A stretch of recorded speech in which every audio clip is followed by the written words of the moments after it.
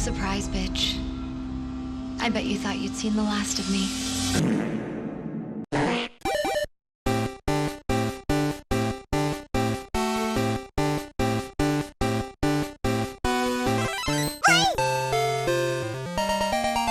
Let's get back into it. I think there's probably some useful things to do by just jumping back into it, but I don't think that that's fair given my absence. And also, there were some useful comments from some of you guys that I want to go over. So this is probably a good time to, do the human thing, except that I didn't follow through, fix that, and kind of set up a healthy baseline for future stuff. OMG. All the cities that we burned down, turns out I'm very hard to kill. After all the damage we've done, turns out I'm very hard to kill.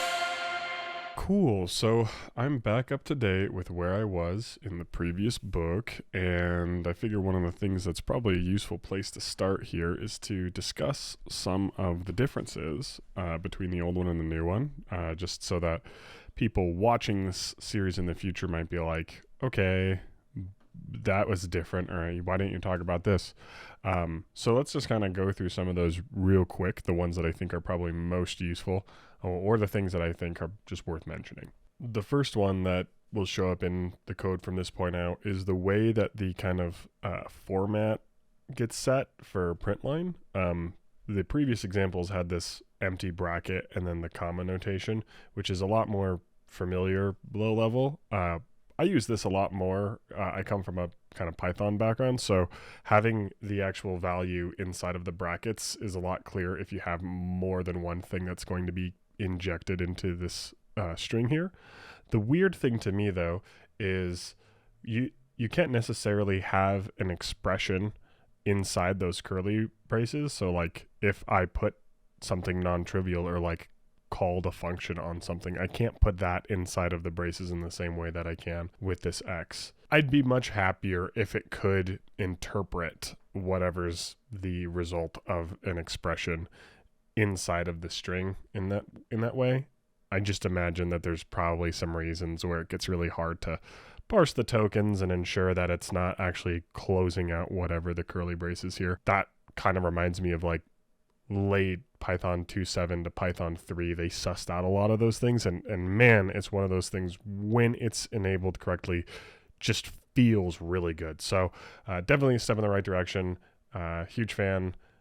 Feel like maybe there's a little bit more to go. From this point on, in our cargo.tomls, we need to specify the version as 2021 rather than 2018. Hence, we see the version changes. There's a lot of examples where we saw changes in the way specific functions get called, either from the standard library or crates. And the first one that I saw and I thought was interesting was we have this genRange call off of the random crate in the first chapter, or I guess second chapter, and we initially had to pass it a starting and ending value for our range, and it's not obvious whether or not that's like an inclusive range or whatnot. And also it's just not particularly great knowing that there are ranges that exist inside the Rust language and that they weren't being used here. So whoever's in charge of maintaining the random package decided, okay, well, we can just pass in a range here. I like this for a bunch of different reasons, but it teaches the person who's reading this book earlier, like, this is what a range is. You'll see them a lot, and also gives us a syntax that's new to me of, hey, I want the 100 to be included in the range, and so you can use the equals syntax here rather than having to run it and be off by one, which is my de facto strategy for determining whether a range is inclusive. Another small example of this throughout the code would be when we're talking about division and just basic operands. If we don't provide floating point values, we're not expected to get anything past the mantissa. So I have two integers here, I divide them. It's just going to round that out and I guess just chop off the mantissa. It's an integer division rather than a floating point division. We also now can label specific loops. So in the case where, we're saying, Big O, don't you worry, we're going to go crazy ham on this. You can have your outer loop labeled. And so when you need to refer to breaking out of a specific loop, you can now say break and then whatever that label was. Choice like that. We also got mention of a debug macro, and I particularly like this. Unfortunately, the chances I actually open up a debugger for a problem that requires it is pretty rare, as opposed to putting a couple print statements in. And I like the idea of these being in standard error, not having to go through anything particularly crazy. Just invoking this macro means that, cool, I know that whatever is going to be printed out, if I'm using that somewhere else in a program, is probably not going to cause much of an issue. In terms of little things that didn't make a lot of sense to me, after rereading this, I've had enough time to forget about everything and then rewatch all the videos and say, did this make sense, or was this confusing? I really didn't like the way that the book put shadowing really early. Like, it's chapter 2. So one of the first things you do after installing this and then running, okay, hello world, you're now expected to understand shadowing, and it kind of feels like it's more associated with borrowing references, kind of in that space.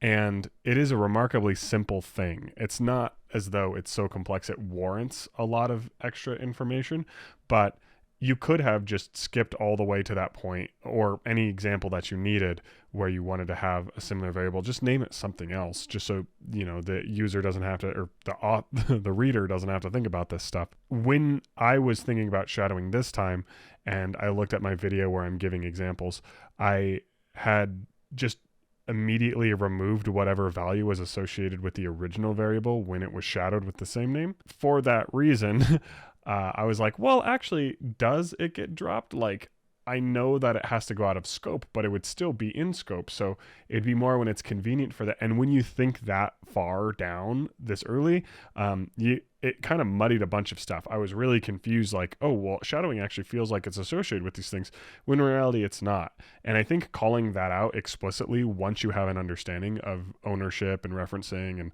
just the borrow checker in general, it could hopefully clear up some of those questions about how all these pieces fit together in some sort of mental flow chart. Everything else kind of just came to me after going through the examples and kind of sitting around for a little bit. But I also wanted to make sure that all the people that were kind enough to explain things in the comments, which were remarkably helpful in trying to re-understand all this stuff, get their fair share of callouts and are appreciated before we go on. The first callout I want to give is to Darren from the chapter 2 video where he's explaining how the prelude works. Functionally, if that didn't make sense from his comment, which you can see on screen, the prelude is just all the things that are going to be included in whatever compiled binary you're producing with Cargo. Future me here, after this guy got edited, I ended up sending it to a friend, Stu, and he told me that the prelude isn't about what's in the binary, it's about what is in scope by default. So if you don't have to call use on it, it means it's in the prelude. And so things that are super common and ubiquitous in Rust and programming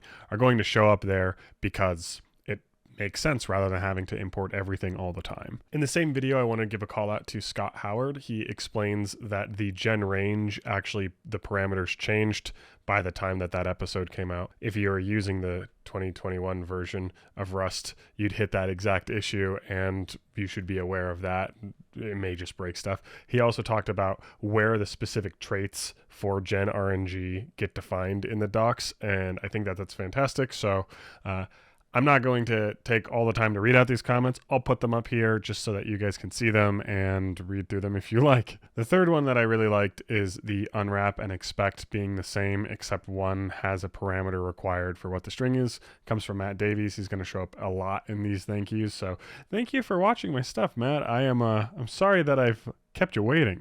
Chapter 3, gonna jump in with some more stuff from Matt Davies. Vectors don't actually shrink automatically, which is useful to know. I guess I've never really thought about whether or not I needed to shrink something and like free that memory, but useful to know if I'm ever writing a daemon or something that lasts a super long time. Even more kudos to give in Chapter 3 to Matt Davies. He describes the way that the scope is incredibly important in the way that we need to concern ourselves with the difference between something that's going to be allocated on the heap or something that's more of a primitive type, and the way that we can essentially have something that exists in scope, do something with it inside of a subscope, and then have that still be around. One of the differences between referencing something and actually having it be mutable.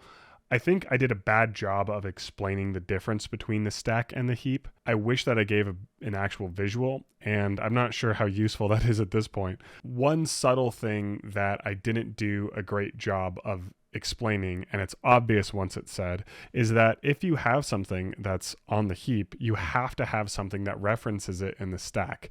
That's your pointer. So there's never a point when you have something that's exclusively on the heap, because there'd be no way to reference it. And in a garbage collected language, it would be collected in the garbage, because that's what it is. Another shout out to Maybe Waffle and Nichols for explaining the difference between polymorphism and function overloading. I understand that now, but at the time I felt like they were kind of two sides of the same coin. Like, the way that polymorphism often is produced is through that.